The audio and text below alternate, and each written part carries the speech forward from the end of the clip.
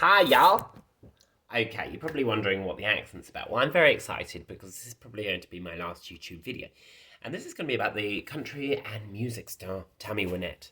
So, in the last century, there were really three famous country music singers, I would say, like really big. There was Loretta Lynn, who's still alive and still kind of like chewing up the scenery of her country. Dolly Parton, of course, and Tammy Wynette. Tammy Wynette died about 20 years ago. Tammy Wynette's most famous for her song Stand By Your Man, which was a huge selling song. But it was kind of ironic in the state of affairs because this song is about her sort of singing. Obviously, she didn't write it, but preaching about this whole idea of standing by your man. But actually, she married five times. Her fourth marriage was around 20, maybe 40 days, I can't quite remember. And her last marriage was 20 years. And a lot of people think that he was very abusive. Now, we're going to talk about a book written by a guy called Jimmy McDonough. McDonough. I have to work on the pronunciation there. And basically, he was obsessed with her. So she's been dead since 1998. But what he did in this book was he wrote letters to, I guess, the departed Tammy. It was weird. And I got this book many years ago when I was living in Croydon, and I got it in large print. And I was a bit confused. I can't believe this was the natural cover. So basically, she was always about the glamour and etc. This kind of look of hers. So this is the kind of look she had, which is very much looks like Jessica Chastain, who's actually going to play her. Quite good casting. She did a lot of 1970s, 1980s type photo shoots with the kind of pink background, that kind of like ginormous top, the frilly blouse. The author chose, and I'm still suspicious as to whether this was like an official product or if it's a large print book, they just choose any image because they chose a picture where she looks practically dug up. So not very flattering. So the book was called Tragic Country Queen. I'm going to look at some of my favourite letters and I'm going to do a slight country accent, but it's going to be your run of the mill. A bit lazy, a bit drawly. So tuck in and enjoy. We're going to begin. Dear Tammy, I think I should drop you a line now and then. Say hello, tell you how it's going. Don't worry, I won't spill you all the beans. I can't. There's just too much about you that will never be resolved.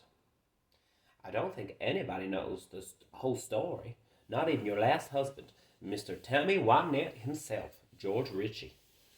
Allow me to bore you with a story concerning your favorite recording. You know, the one that brought together the three men in your life. Billy Sherrill, the person who discovered you, produced it. He helped you pen the lyrics, as did George Ritchie, and this particular number was inspired by the collapse of your marriage to Jones, the great love of your life. A few years back, a dame I was crazy about was about to walk out the door, and I was losing my mind. In the midnight hours, I once again turned to you, digging out the dusty old vinyl to spin your masterpiece, till I can make it on my own. And each time I played the song, it hurt worse than the time before. I hated it, and I hated you. I wanted to take that record and smash the damn thing. Instead, I just played it again. But we both know what that record's about, and it isn't making it on your own. Okay. Gets a bit weird because, again, this is a very unique style where he's having a monologue that's actually a conversation with Tammy, so it's very confusing. And so here he kind of psychoanalyzes her, even though she can't reply. You never ever wanted to be alone. Tammy had to have a man. Your friends all tell me. Tammy just had to have a man. Okay, bit weird. Goes into third person. So it's a letter to Tammy, and then he's saying of Tammy's friends, well, Tammy just had to have a man. She was desperate. She could not do anything by herself. Anything. She was hopeless. Anyway, so let's get a little bit of context about this book, because it's about her whole life. You know, she grew up in Mississippi. She got into the country music scene. It was quite unique for a woman at that particular time to get into the country music scene. So here's how he describes her early years.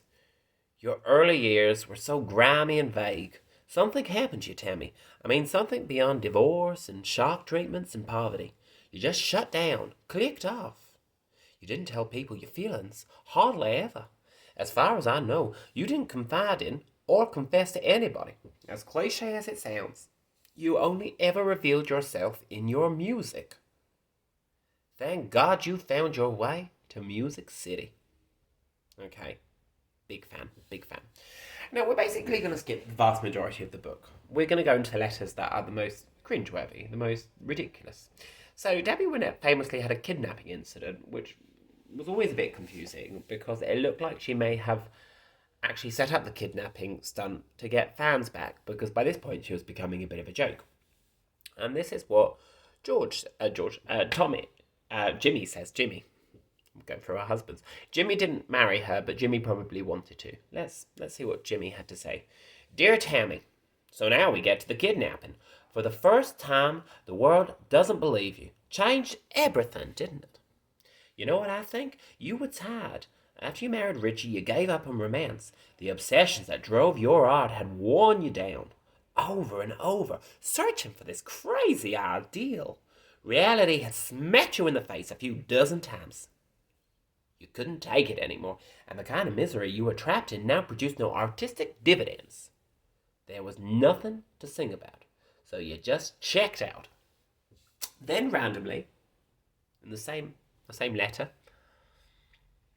we have this thing called eBay now. You'd love it. Anything you can dream of, you can buy, and you don't have to get off the couch. Obviously, technically, you have to get off the couch to collect it, but I see his point. I think she was quite lazy towards the end. For a biographer, it's a gold mine. I found records, pictures, and even those little Tammy figurines that Richie was hawking on TV just after you died, which I'm glad you didn't live to see, because they look about as much like you as a Tammy drag queen with very limited funding. Okay. We've got to see one of those Tammy figurines. Anyway, now we're really hitting the most ridiculous moments of the book. So Tammy famously died, and her death was a little bit confusing. But I want you to picture this macabre scene. A little past 9:30, Jackie arrived to find her mother lying on the couch in a fetal position. Tina, who was then 4 months pregnant, was rubbing her dead mother's foot. Friends of Richie's wandered in and out, drinking coffee and smoking. Daly was deeply upset by their seemingly cavalier attitude, as were others arriving to pay their respects. This is not a letter. This is now biography again, We've got this scene of Tabby basically dead in the room, everyone coming in, smoking and drinking as if it's a party. As guests mingled, no one appeared overly concerned that one of the greatest singers the world has ever known was dead on the couch, lying there, as Jackie put it, like some kind of centerpiece for a ghoulish gathering. Tammy would remain there until 2:30 a.m. when her body was finally taken to Woodlawn Mortuary. All I could think was Mom would never want those people standing around staring at her in that shape, she said. Good point, Jackie. Good point. All right, we're now getting to the National Enquirer section, and we're pretty much near the end. Pretty much. Okay, ready? Back at Tammy's estates, plans were being made for her memorial. Some guests found the mood in the house disconcerting. It just didn't seem like it was what I was accustomed to, said Nancy Jones. Barbara Hutchinson described the scene as joyous. They were having parties. They were all sipping wine. I thought, boy, these people are almost giddy. They were all sitting there laughing and smoking and cutting up. Karine Sloas sat on the sofa, so stunned she called Yvonne Abdon over for a reality check. I said, they're joking. They're telling jokes. One minute Richie was crying, and the next minute he was laughing, talking to whoever the celebrity was that was calling on the phone, like he was planning a big show, the funeral. You get as much coverage of this as we can. I want it on CNN. It was just really weird, really macabre. According to one witness, things became even more distressing during the open viewing of Wynette's body for the family and band members. Tammy had a full jewelry on, a beautiful diamond necklace. We were all crying and going up one at a time to say goodbye when one of the Richardsons came in, took the jewelry and left, with Tammy's daughter standing right there. So, very dramatic. Very, very, very trashy. And so the husband then made a scene at the funeral. Backed by Tammy's band, Laurie Morgan sang Amazing Grace and then finally Stand By Your Man. You won't hear any still, said Rusty Pence. I played not one lick. I was there. I was sitting on stage, but I couldn't make any sounds come out. I just couldn't do it. The Wynette tones would never play together again.